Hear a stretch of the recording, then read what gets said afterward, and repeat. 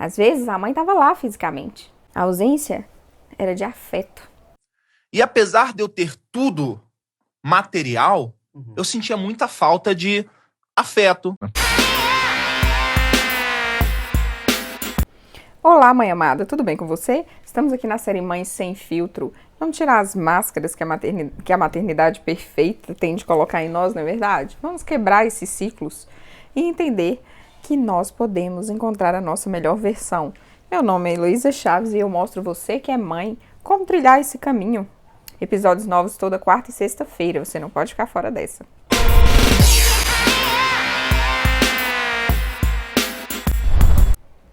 Presta atenção que absurdo da cena de hoje. Mas a minha mãe, ela teve problemas com meu pai que fizeram com que ela gerasse um rancor muito forte dele. E apesar de eu ter tudo material, eu sentia muita falta de afeto. Mas eu lembro de uma frase dela Da sua madrasta. Da minha madrasta, que até hoje me persegue muito. Que inclusive eu vi se repetir agora com o caso do Lucas Penteado, no BBB, que é o pior castigo é o desprezo. E eu era muito desprezado por ela. Uma merda. Então eu tava sozinho, entende? Teve diversos momentos que uma criança, eu estava completamente sozinho.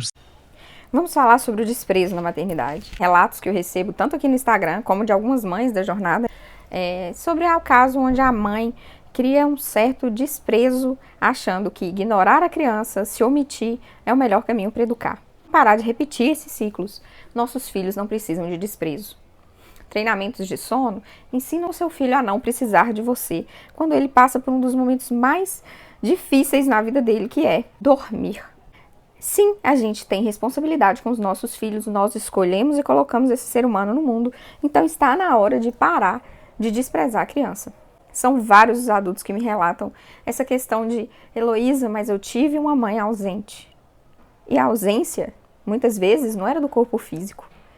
Às vezes, a mãe estava lá fisicamente. A ausência era de afeto. Como a gente viu na cena, era o de desprezo. Como a gente viu o que aconteceu com a Carol Conká no BBB. Ela falando sobre como a mãe dela ficava 2, 3 meses sem falar com ela quando ela cometia um erro. Será que essa é a melhor maneira de educar? Será que nós estamos ensinando os nossos filhos sobre quem eles são ou sobre os erros que eles cometem?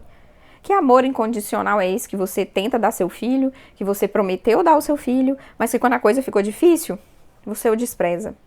Isso é muito sério. Isso vai acontecer desde a infância até a vida adulta, se você não quebrar esse ciclo.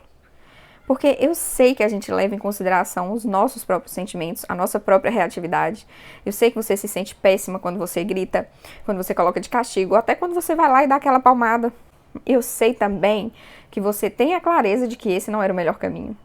Todo pai e mãe que me procura ou que chega até mim em alguns desses relatos, falam que bateram ou colocaram de castigo como o último dos recursos, quando já tentaram de tudo que era diálogo e não funcionou. Mas será que é isso mesmo que vai resolver? Ou será que você só fez isso para aliviar uma carga obrigatória que você colocou em você mesmo? De que ou você conserta essa criança ou ela vai ser um adulto quebrado. E muitas vezes, quando isso vem de uma forma tão pesada, que quando a criança erra, você despreza. Você não faz isso porque você é uma pessoa ruim.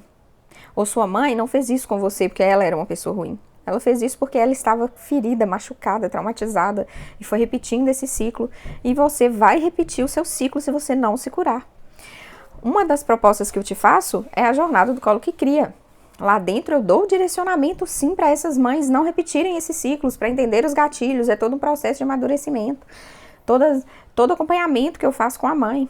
São 4 mentorias ao vivo comigo. Então, assim, eu tenho muita chance de chegar até você e te mostrar esse caminho. Foram todas as aulas bônus, material, tarefas diárias. Sim, é um método muito certo e que funciona. Mas fora da jornada, o que eu posso falar com você aqui hoje é: existe sim essa possibilidade de não ser essa mãe que fica projetando o seu passado na vida dos seus filhos. E como ser essa melhor versão? Você não precisa ser perfeita, nós vamos errar. A questão é, como que a gente vai abordar os nossos filhos para que a gente não esteja só projetando nossas frustrações, nossas experiências neles. Olha como o abandono faz com que um adulto cresça com a percepção de que ele não teve afeto, ou de que ele era uma criança sozinha, igual tá na cena que eu mostrei aqui para você hoje. Olha como isso é forte. É muito difícil. Eu já passei por isso de uma certa forma. Eu evito até de contar as coisas das peripécias da minha própria educação, né? Mas não tem como, às vezes. Hoje eu tenho, sim, uma ideia de apego seguro muito bem formado. Minha mãe era uma mãe muito carinhosa, cama compartilhada, não amamentou por causa de crenças externas, aquelas coisas que todas as dificuldades da geração passada teve. Inclusive, a minha mãe é uma defensora da educação tradicional e rígida. Choquem-se vocês, não, eu não fui criada com uma educação consciente. Apesar de que ela sentia muito diálogo com a gente, quando a coisa não funcionava, o que resolvia era castigo e ponto final. Ou então vergonha, medo, aquela coisa de agradar os outros, modelar a criança. Até hoje ela acha um absurdo que muitas vezes a nossa vida inteira gira em torno da Maria Luísa. Isso pra ela é chocante, ela acha que a Maria Luísa tem que girar em torno dos nossos desejos de adulto. E aí sempre a gente entra em alguns conflitos. Mas enfim, por que eu tô falando de mim? Porque quando eu dei o meu primeiro beijo, minha mãe ficou 2 meses sem conversar comigo. 2 meses. Ela se sentia extremamente traída. Só que ela não percebia que, independente do que ela estava sentindo, existia uma criança, que eu era uma criança, né? Hoje a gente olha, sei lá, 14, 15 anos, é uma criança. E assim, ela não percebia o que eu estava sentindo. Eu fui lá, dei um beijo no menino, cheguei, contei pra ela, e ela ficou 2 meses sem falar comigo. Então assim, como que eu me senti desprezada? Eu fui definida por um erro que eu cometi. Que nem é um erro assim, né, gente? Convenhamos que nem é erro, mas na percepção dela era. E isso fez com que ela ficasse me desprezando por 2 meses. Aquilo foi muito chocante pra mim. Aquilo foi muito traumatizante pra mim. Hoje eu falo isso com ela, ela fala, eu me senti traída, me senti ferida. Eu falei, ok, mas você não se perguntou como que ela tá se sentindo. Poxa, você no auge da adolescência, aquela coisa, deu um primeiro beijo, aquela emoção. Aí eu fui contar pra minha mãe, 2 meses de desprezo. E eu fiquei traumatizada, eu fiquei sem beijar, sei lá quanto tempo depois, até conseguir reestruturar isso na minha cabeça. E isso resolveu a questão? Isso me fez tornar uma pessoa melhor? Não, isso só fez com que os próximos que eu beijasse pela frente eu não ia contar pra ela mais, porque eu sabia o que ele já vinha. Por isso que a educação tradicional não funciona. É por isso que não funciona. Não resolve, não conserta. Se a gente levar sempre os nossos sentimentos em consideração e achar que os nossos filhos não estão sentindo nada, eles vão encontrar jeitos de errar de uma maneira diferente, vão se sentir desprezados em alguns pontos da vida e talvez crescer com a percepção de que não tiveram afeto. Não foi o meu caso, ainda bem, que a minha mãe, tirando essas coisas da educação tradicional, era sim uma mãe muito apegada. E até vou fazer um vídeo depois falando sobre os tipos de apego e por que muitas vezes até o filho que apanha tem uma noção de que ele é amado e de que ele forma um apego seguro. Mas que esse nunca vai ser o melhor caminho. E eu vou mostrar por que também. Mas isso aí é pauta para outra aula, para outro episódio, que nós vamos sempre estar falando aqui na série Mãe Sem Filtro. Hoje eu só quero falar com você que seja presença na vida do seu filho, nunca despreze, nunca omita. Se o seu filho não está num momento de crise mais difícil, mais tenso, você não sabe o que fazer, se você está ferida, está chateada, senta do lado. Esteja presente emocionalmente para essa criança, ainda que você não esteja bem. Sabe por quê? Porque vai fazer diferença na vida dele.